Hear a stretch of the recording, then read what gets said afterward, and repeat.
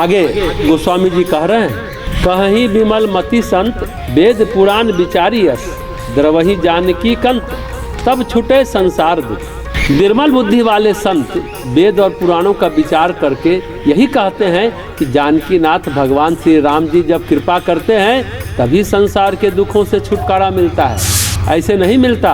राम जी कृपा करें तो संसार के दुख छूटे। गायत्री मंत्र संशय और कुतर्क जैसे मल वाली बुद्धि को निर्मल बनाती है। बुद्धि जब निर्मल हो जाती है तो इंसान संत हो जाता है। वेद अर्थात ज्ञान को समझने, पुराण को सही सही समझने की पात्रता विकसित हो जाती है और फिर यहीं पर बोध आता है कि भगवान श्री राम जी के कृपा से संसार का दुख छूटेगा। फिर वेद पुराण और क्या कहते हैं, आगे के सोरठा में गोस्वामी जी कहते हैं, बिन गुरु होई की ज्ञान, ज्ञान की होई विराग बिनु, गा वही वेद पुराण सुख की, लहिया हरि भगति दी। वेद पुराण कहते हैं कि क्या बिना गुरु के ज्ञान हो सकता है अथवा वैराग्य के बिना ज्ञान प्राप्त हो सकता है, और श्री हरि की भक्ति के बिना क्या कभी सच्चे सुख की प्राप्ति हो सकती है? नहीं, कभी नहीं। न ज्ञान, न भक्ति, न शांति, न संतोष, न सुख, कुछ भी प्राप्त नहीं हो सकता है। गुरु जीवन दृष्टि विकसित कराता है, अध्यात्म दृष्टि विकसित कराता है, वैराग्य और विवेक पैदा हो जाता है। वैराग्य यानी क्या नहीं करना है और विवेक है क्या करना है, यही तो ज्ञान है। धन पद यश का सुख सच्चा सुख नहीं है, सच्चा सुख तो भक्ति है। यही तो गुरु ज्ञान कराता है, बोध देता है, प्रबोध देता है। आगे के दोहे में गोस्वामी जी कहते हैं, रामचंद्र के भजन बिनु जो चाह पद निर्वाण, ज्ञानवंत अपिसो नर पशु बिन पूछ बिसान। जो मनुष्य श्री रामचंद्र जी के भजन बिना ही निर्वाण पद यानी मोक्ष चाहता है, वह ज्ञानवान यानी समझदार होने पर भी बिना सिंह पूंछ का पशु है, जिसे डुंडा कहते हैं। ज्ञान है, समझदारी अच्छी बात है मनुष्य जीवन में, पर भक्ति जीवन का श्रृंगार है। मनुष्य अंदर और बाहर से सुंदर हो जाता है। ज्ञान समझदारी अगर मन की सफाई है तो भक्ति मन की रंगाई है। पर आजकल के भक्त के लिए, योगी के लिए क्या कहते हैं, मन न रंगाए रंगाए जोगी कपड़ा, पीला पहन लिया मान लिए भक्त हो गए। ऐसे भक्ति नहीं सधती है। बिना राम भजन के मुक्ति संभव ही नहीं है, मोक्ष संभव ही नहीं है। भगवत भजन बिना तारण नहीं होता, तर नहीं पाता है व्यक्ति।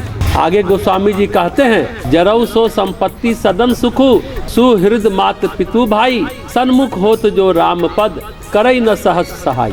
वह संपत्ति, घर, सुख, मित्र, माता पिता और भाई आदि सब जल जाएं, यानी नष्ट हो जाएं, जो श्री राम के चरणों के सम्मुख होते हैं, पर हंसते हुए यानी प्रसन्नता पूर्वक सहायता नहीं करते। सच्चा हितैषी, सच्चा मित्र, सच्चे संबंधी वही हैं जो भगवत प्रेम में, भगवत भक्ति में सहायता करते हैं, भगवत भजन में सहायता करते हैं। आगे गोस्वामी जी कहते हैं, सही साधु गुरु समझी सिखी, राम भगति थिरताई, लरिकाई को पैरिबो, तुलसी बिसरी न जाई। गोस्वामी जी कहते हैं, सच्चे साधु और सदगुरु की सेवा करके उनसे श्री राम जी के तत्व को समझो और सीखो, तब श्री राम की भक्ति स्थिर हो जाएगी। क्योंकि बचपन में सीखा हुआ तैरना फिर भूलता नहीं है। बचपन में अगर कोई तैराकी सीख ले तो बचपन की सीखी बातें भूलती नहीं है। तो धन्य वो है जिसे बचपन में भगवत भक्ति की सीख मिली।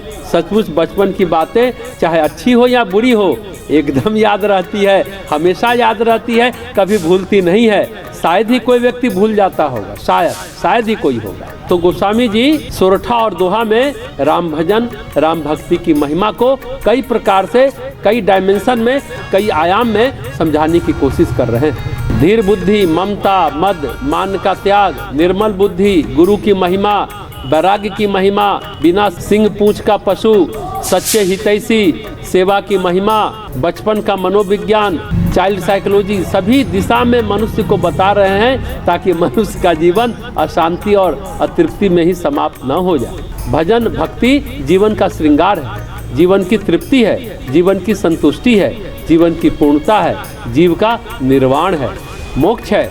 श्री राम को तत्व से जानने के लिए ज्ञान को गुरु के सानिध्य में विकसित करो और सेवा कर अपने जीवन को सार्थक करो। भक्ति कर तनाव मुक्त रहो यानी स्वस्थ रहो। आज तो तनाव ही बीमारी का मूल कारण बताया जाता है वैज्ञानिकों के द्वारा। स्वस्थ, प्रसन्न और आनंदित रहना है तो राम भजन के बिना कोई उपाय है ही नहीं। बहुत गूढ़ बात है और बहुत समझने की बात। आज का इंसान जितना जल्दी हो इस बात को समझ ले तो जीवन में तुष्टि, तृप्ति और शांति आती चली जाएगी, जीवन में खालीपन दूर होता चला जाएगा।